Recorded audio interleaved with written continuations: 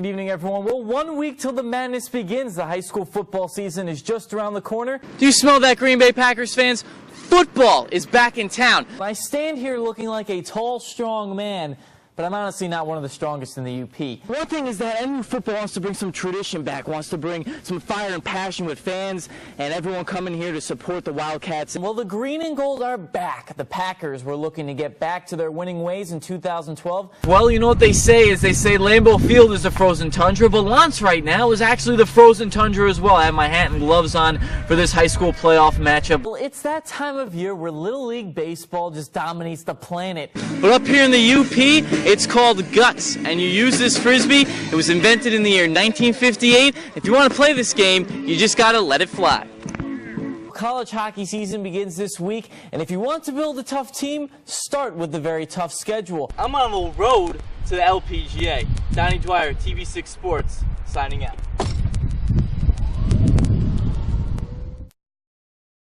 Good evening, everyone. Well, the sports department is very excited because we're only 10 days till the high school football season begins. That means Friday Night Fever is coming soon, and I think I'm already coming down with a fever of excitement. I'm very excited to see these kids give it their all every single Friday night, but first they need to prepare for those Friday games. The teams are still practicing. Here are the Red Men of Marquette. They worked out in the morning on various football drills today. The coaches helped the players on special teams, screen plays to the running backs and tight ends, and conditioning with 40-yard sprints. They did 8 of them. And this team had a good year last season. They finished 7-2, but had a tough loss in the playoffs to a good Fenton team that stopped their championship run. The team has now worked really hard in the offseason, and with more practice and direction, the Red Men are ready to compete on the gridiron. The kids have done a great job. They worked really hard. And we're going to do our best to do it. The first game is August 24th against Denby at 7 p.m. on their home turf. I can just feel the energy coming from the players all morning long. And from them, we go to the pros. The Green Bay Packers have been the talk of the league for the past 2 seasons. They were Super Bowl champs 2 years ago. They had a record of 15-1 last season, and Aaron Rodgers was your league MVP. But even with all that going on, the Packers never lose their swagger. They work their tails off in practice and show up to play on Sunday, so each player has every single right and reason to feel like they are the best in the league. My confidence, no means no. People expect a lot from me. Well, Raji and the Pack take on the Cleveland Browns this Thursday at Lambeau Field. See if he teaches you how to Raji this Thursday on TV6 at 7:30. We'll have the game.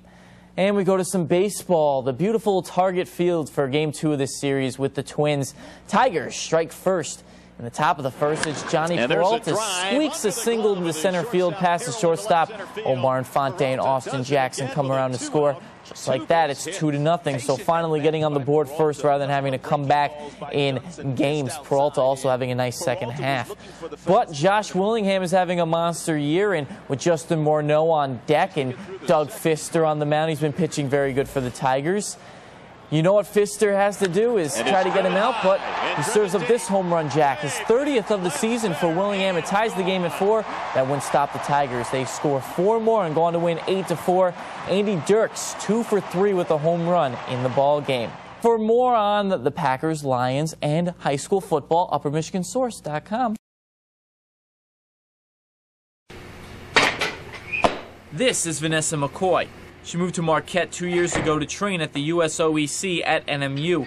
Originally from Wichita Falls, Texas, she grew up her whole life as a gymnast and track star and has used those skills in her transition to becoming a professional weightlifter. I think with gymnastics, although it is graceful and very technical and you have to work on form, you also have to be very strong and powerful. There's a lot of conditioning required.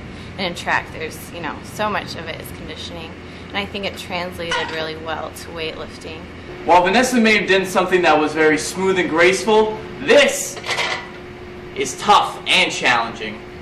Weightlifting has just given me a real drive and desire to become the best person that I can. It's constantly challenging.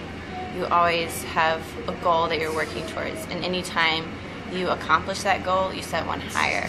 And it's really pushed me as an individual, not only in sport, but also in life. Vanessa did watch the 2012 Olympic Games in London And watching her country compete this summer gave her an inspirational reminder of what's ahead in her life.